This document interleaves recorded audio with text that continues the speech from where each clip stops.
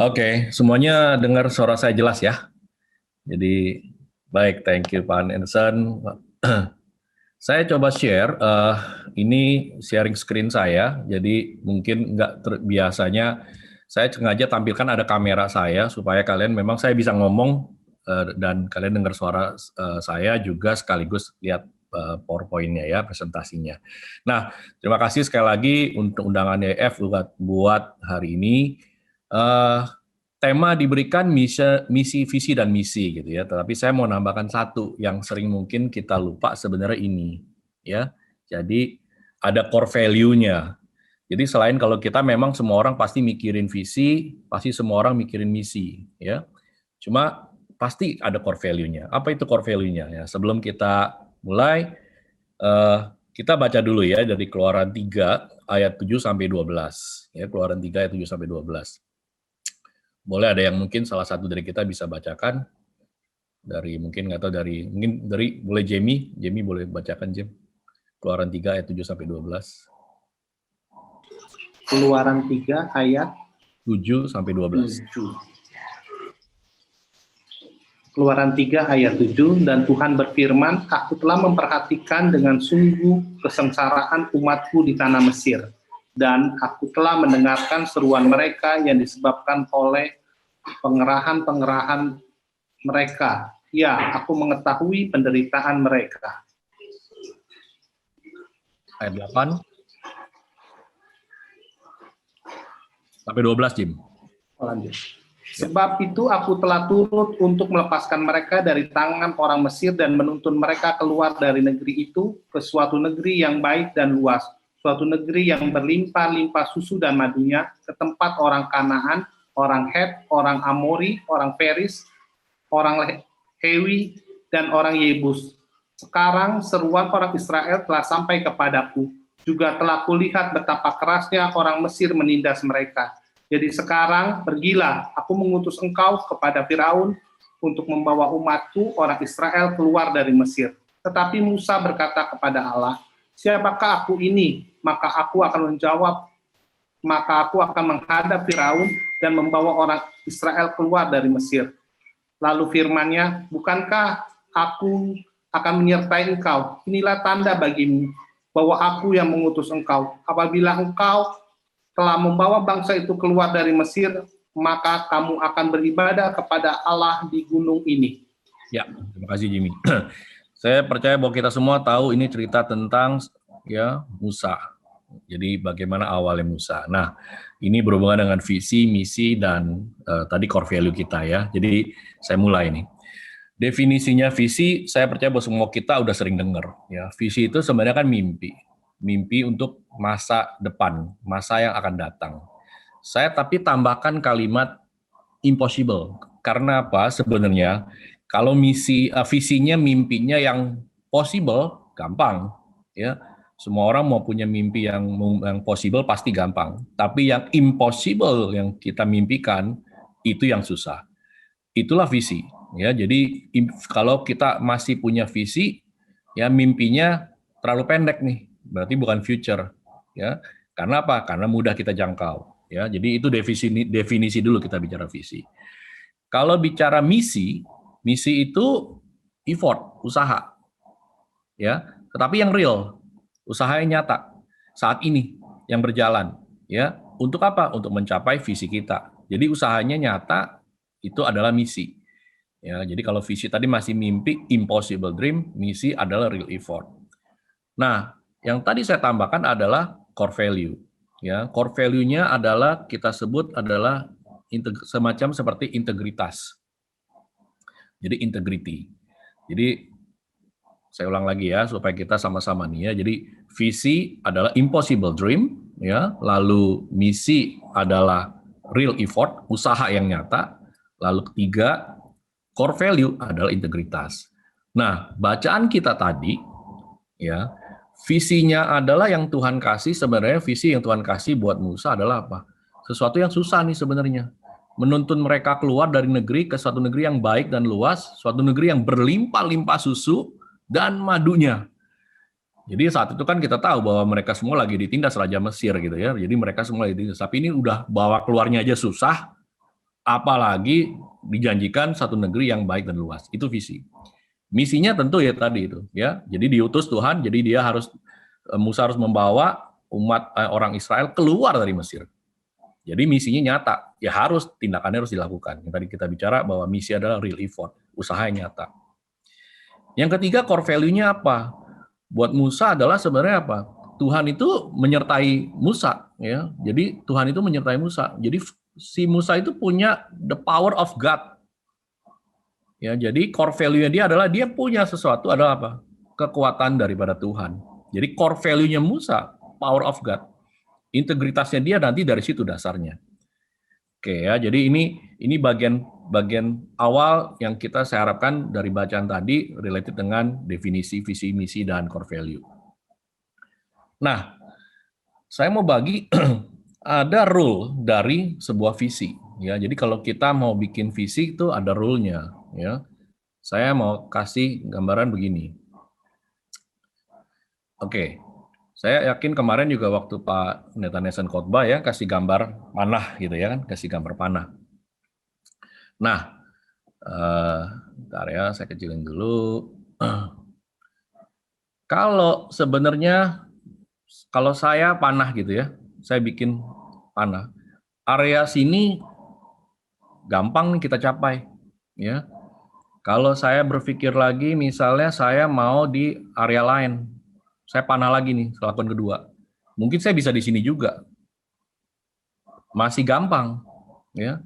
Tetapi kalau kita bicara lagi, misalnya ada lagi nih, saya mau lebih yang mendekati ini, udah mulai susah nih, ya.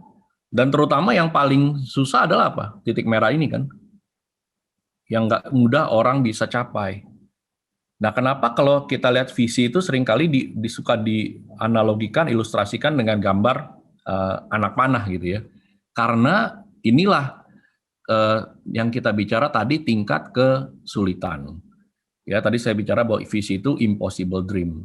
Nah, visi itu kalau kita mudah, makanya tadi saya bilang, berarti visi Anda belum tepat yang kita buat. Ya, saya percaya anak-anak Tuhan tadi visinya sesuai dengan tema yang diberikan, ya bahwa kita pasti ingin menyenangkan hati Tuhan, menjadi berkat, ya gitu-gitu ya. Nah, kalau kehidupan pribadinya kita masing-masing saya percaya bahwa semua sudah mikirin visinya, apalagi anak-anak muda ya.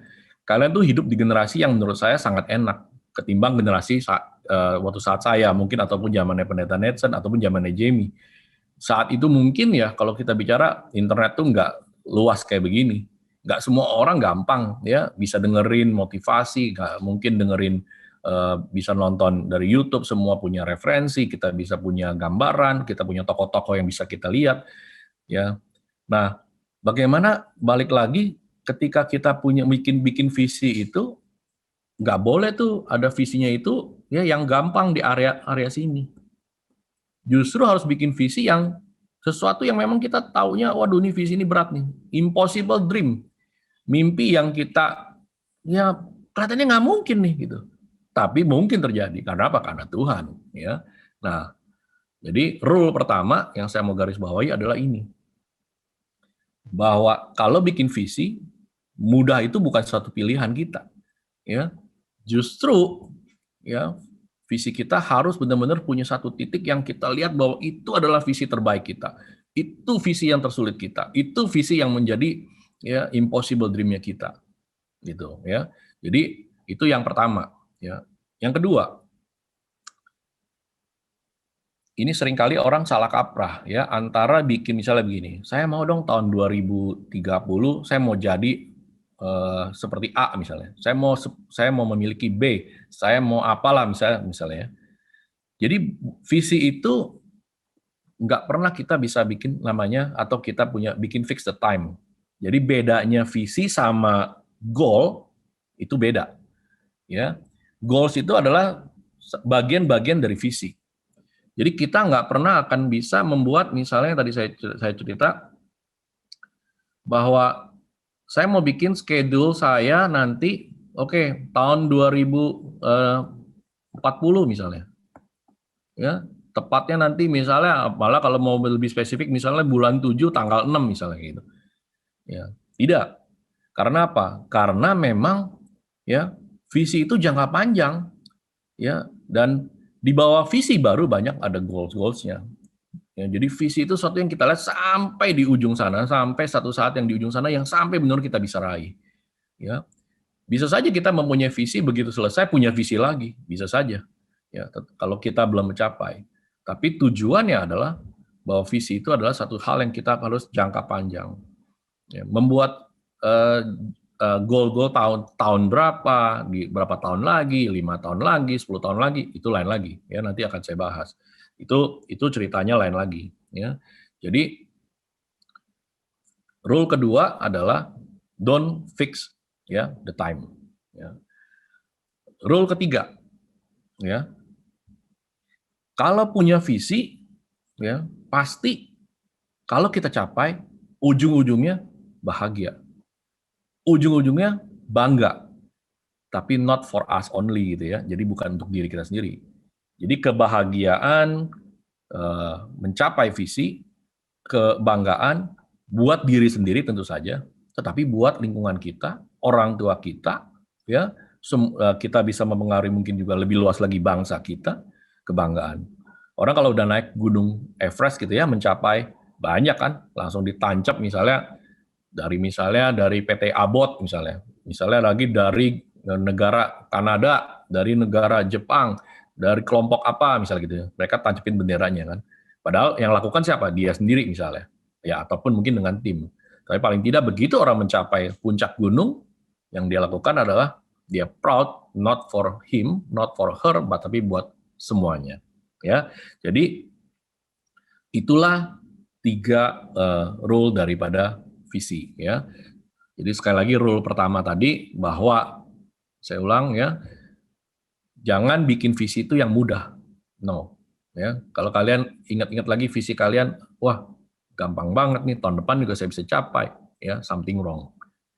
Yang kedua, bukan kita bikin schedule, 2 tahun, 3 tahun is not visi. Kita ngomong visi itu very long ya, jadi do not fix the time. Yang ketiga adalah ya, kalau kita merasa visi kita tercapai, apakah kita bisa membagian orang lain? Apakah bisa jadi kebanggaan orang lain selain diri kita?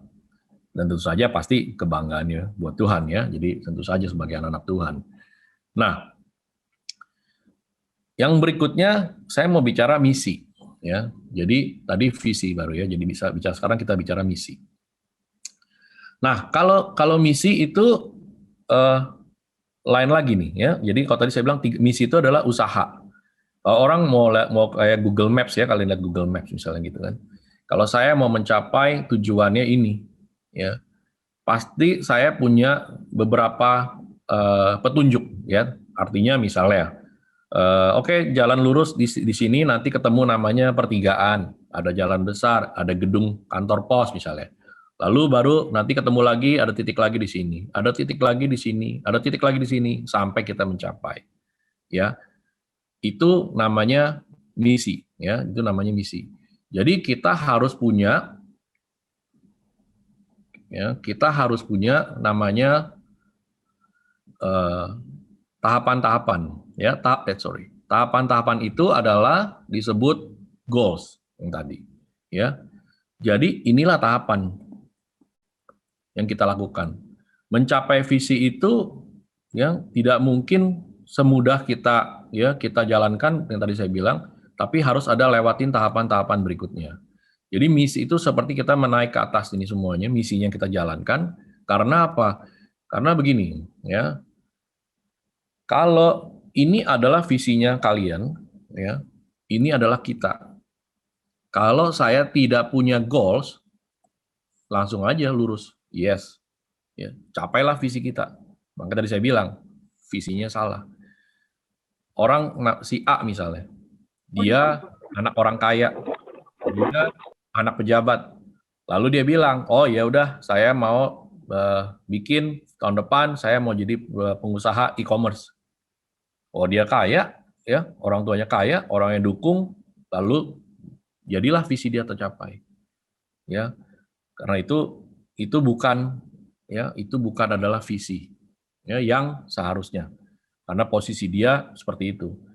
Tetapi yang kita lakukan adalah waktu kita punya tujuan visi di sini, inilah adalah yang benar. Karena apa? Karena kita harus melewati goal pertama dulu. Ya, Musa bawa keluar, ya, itu umat Israel nggak mudah, ya, ketemu dengan segala macam. Goalsnya banyak banget. Sampai dia harus melakukan tanda mukjizat lah, ya, tongkat jadi ular lah, lalu dan segala macam. Tuhan udah kasih dia banyak segala macam perbuatan ajaib kan, tiang awan, tiang api, sampai terakhir dalam posisi mungkin udah sampai di ujung, udah dekat-dekat ujungnya, ya, di hadapan dengan laut yang harus terbelah. Jadi ketika kita punya visi, ya banyak yang harus kita lewatin, dan memang itu harus kita buat. Misinya itu di situ. Misi kita adalah bagaimana membuat goals, tahapan-tahapan yang bukan instan langsung. Ya, kalau kita instan, maka yang tadi saya bilang, ya, it's not the visi is not real visi artinya. Jadi ingat lagi ya. Jadi ketika kita punya visi yang benar, bikinlah misinya. Misinya apa? Ya harus bikin goals-nya. Goals pertama apa? Kalau kalian baru lulus kuliah, mau kerja, kan nggak mungkin kita berpikir, wah saya harus jadi CEO, saya harus jadi CFO, saya harus jadi CEO misalnya. Pasti harus mulai dari bawah. Ya, goals-nya kalian apa? Kerja dengan benar, orang sales misalnya, mau jadi sales manager, harus achievement, pasti. Ya, dia harus benar-benar bisa menjual dengan baik. Nah itu goals-nya dulu. Lalu nanti udah jadi sales manager, mungkin dia harus bisa memimpin, dia harus belajar sesuatu lagi goals-nya. Ya, jadi itu goals ya. Jadi kalau kita punya visi tapi kita nggak bikin goals, ya maka kita nggak akan bisa capai.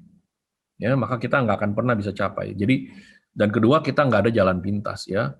Kalian kalau misal tadi saya kasih lihat ini misalnya ini Google Maps ya. Nggak ada namanya kalau ini jalanan misalnya gitu ya. Lalu kita kalau nggak bikin goals, bisa saja saya salah arah. Saya bukan ke atas tapi saya ke bawah atau saya ke sini atau saya ke sana atau saya ke sana saya sampai jadi makin panjang jalan saya. Karena apa? Karena goals-nya salah. Karena bikin tahapan misinya salah.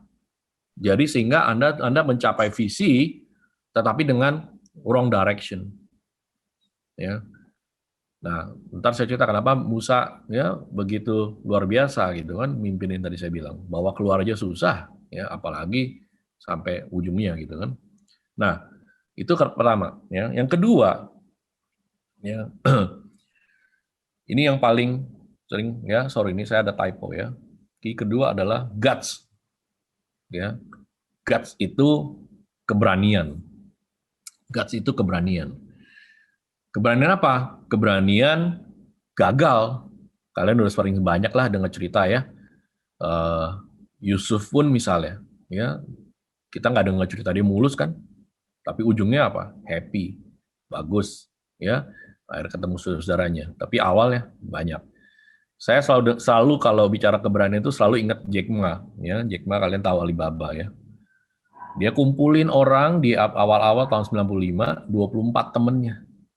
Ya, dia cerita dia mau bikin internet. Kamu bisa bayangkan gini, orang ini nggak pernah lihat komputer, ya punya komputer juga enggak. Tapi dia gila dia bilang dia mau bikin internet. Dia mau bisnis internet. Makanya temennya bilang 24-nya.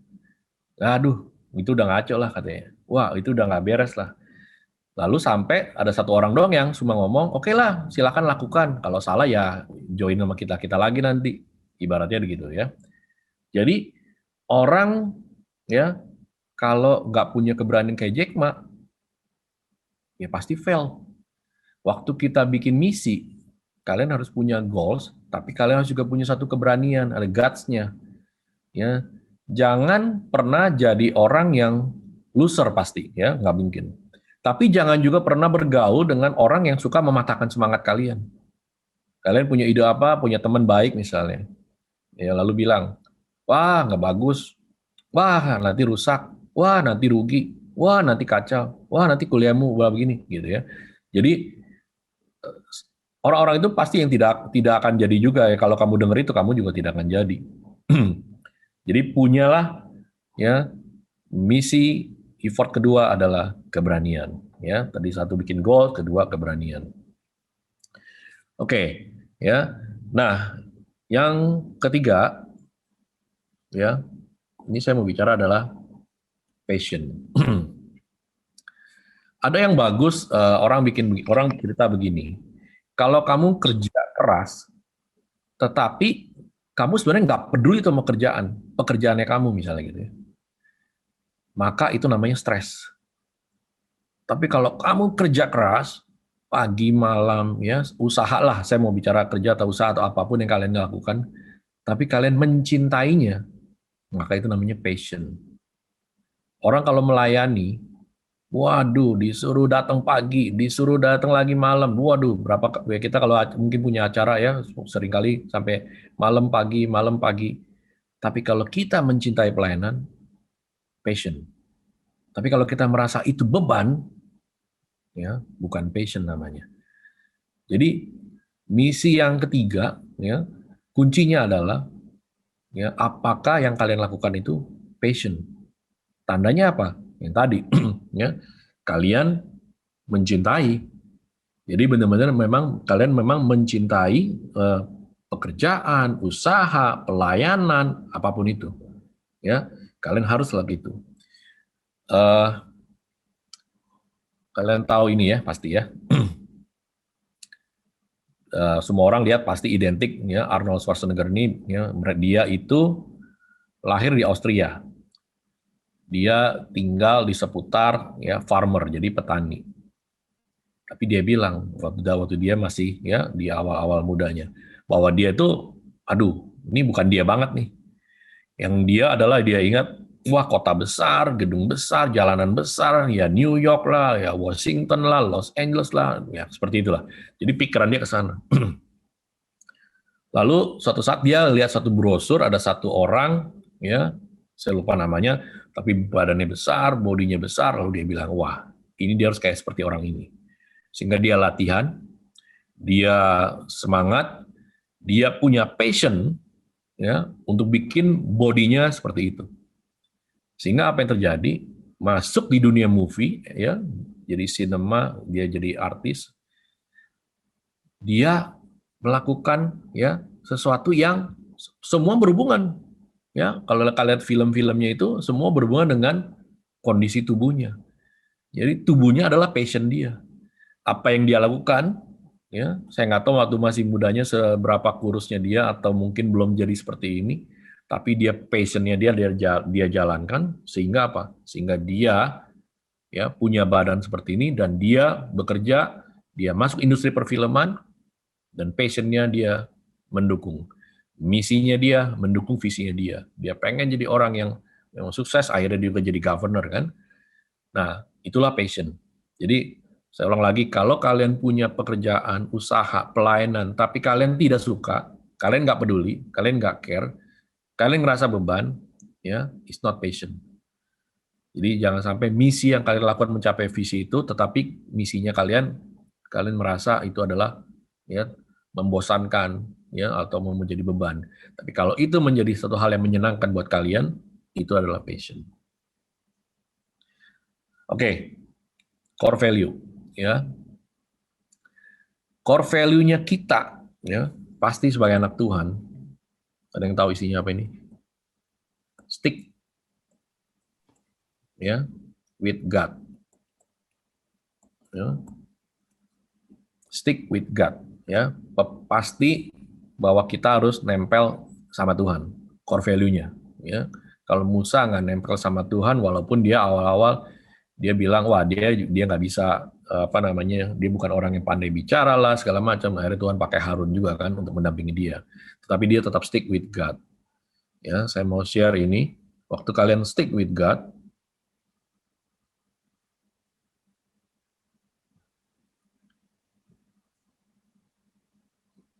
waktu kalian stick with God, ya ini yang terjadi, ya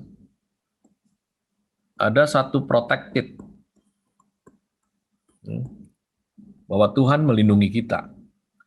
Ya, apa yang terjadi dengan ya banyak tokoh ya, Musa, Yusuf, Daud, Nuh, Ayub, siapapun itulah. Ya, stick with God, Tuhan melindungi. Yang kedua, ya, directed, ya. Jadi pasti ada arahan, ya. Pasti ada arahan Tuhan memberikan kita lewat sinyal apapun dalam kehidupan kita. Kalau kita peka, kita tahu arahnya kemana. Ya, saya percaya bahwa kalau saya tarik ke belakang, ketika saya masih muda, mungkin juga masih muda, ya, kemana arahnya? Ya, pasti ada arahnya yang Tuhan berikan buat kita. Ya, apapun itulah. Ya, nanti kalian kalau udah lewat pasti akan menyadari, oh iya, ternyata inilah sebenarnya arahan Tuhan. Kenapa saya harus memilih ini? Kenapa saya harus di sini? Kenapa saya harus bekerja tepat ini? Kenapa saya harus ke sana misalnya? Itu directed. Ya, mau pasti Tuhan akan lakukan protected, directed, dan yang pasti ini dilakukan juga. Ya, dikoreksi. Siapapun itu, ya, Musa dikoreksi, ya, Ayub dikoreksi, ya, siapapun itu. Kalau supaya apa? Supaya kita bisa tetap stick with God dan itu yang terjadi. Ya, itu yang Tuhan berikan buat kita semuanya. Nah, yang kedua, ya, jadi bicara integritas, ya. Core value kita yang tadi, ya, karena ini secara rohani. Yang kedua, secara, ya, apapun itu namanya kita sebut namanya integrity, ya, integritas. Dan ini saya mau cerita, ya. Ada seorang dia sekjen, ya, saya lupa dia jabatannya apa. Jadi dia hadir dalam suatu apa namanya acara, ya, lalu dia berdiri di mimbar, dia pegang sebuah apa namanya styrofoam cup kopi gitu, ya, lalu dia cerita bahwa tahun lalu dia juga jadi pembicara di tempat itu, tetapi dia itu diatur karena dia seorang sekjen, dia diatur naik bisnis kelas, dia sampai di hotel diterima, disambut, lalu langsung disediakan kopi, ya, dengan dia bilang dengan cangkir yang sangat baik segala macam. Tetapi tahun ini waktu dia jadi pembicara, ya, dia sampai hotel tidak ada yang nyambut, dia harus urus sendiri semuanya, lalu ketika dia nanya ada kopi atau enggak, lalu dikasih tahu suruh ambil, dia ada di coffee mesin dan ada itu ada gelas plastik, ya, atau styrofoam.